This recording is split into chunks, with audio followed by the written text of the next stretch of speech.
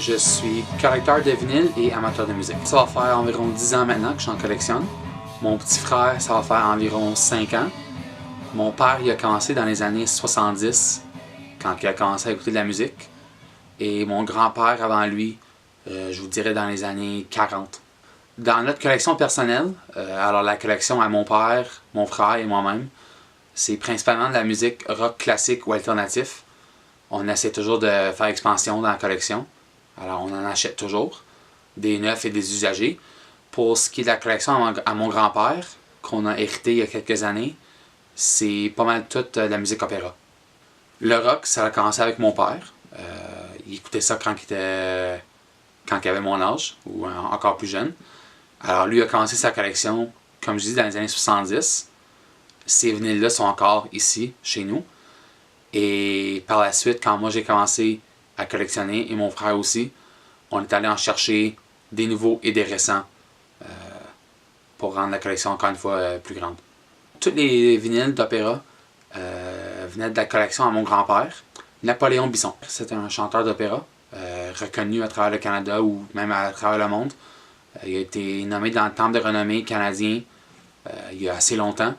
Alors, c'est sa collection personnelle de avant et pendant qu'il travaillait. C'est une collection qu'il a commencé, comme je dis, dans les années 40. Les vinyles, avec le temps, ça a resté comme un des meilleurs formats pour la qualité. Alors, la qualité du son, de l'enregistrement, c'est encore supérieur à ce qu'on peut trouver en format digital, en ligne, sur CD, à la radio, n'importe quoi.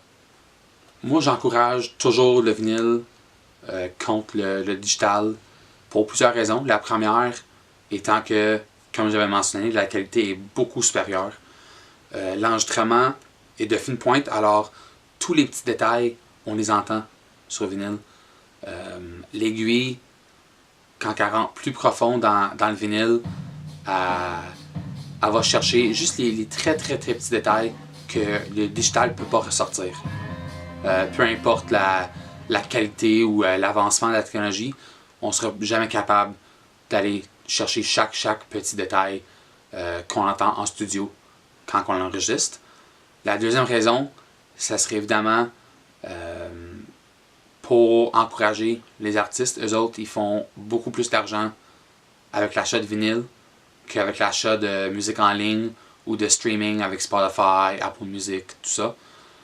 Un de mes préférés, j'en ai beaucoup, mais c'est sûr que niveau qualité ou de albums classiques, c'est sûr qu'on pense aux albums des années 70, ou comme de Led Zeppelin ou des Rolling Stones, les groupes comme ça, c'est vraiment les classiques. Et ceux que j'ai, c'est des originaux de ces années-là et non des reproduits des dernières années.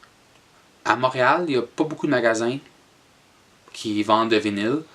Je vous dirais que ces temps-ci, il y en a peut-être 4 ou 5 qui sont connus. Où est-ce qu'on peut en acheter des neufs et des usagés. Alors les groupes plus récents sortent encore de la musique sur vinyle. Alors c'est surtout dans ces magasins-là qu'on va le trouver. Sinon, sur les sites Kijiji, dans les foires de musique, dans les marchés aux puces, on peut toujours en trouver. Alors, c'est ça qui est le fun avec le vinyle aussi, c'est que il faut les chercher. Si on veut quelque chose de plus vieux, de plus classique, c'est pas question de simplement aller dans un magasin et la prendre sur la tablette. Il faut aller vraiment la chercher dans plusieurs boutiques, dans plusieurs marchés, même sur Internet des fois. Et aussi, des fois on fait des échanges, alors c'est vraiment le fun de ce côté-là de la collection aussi.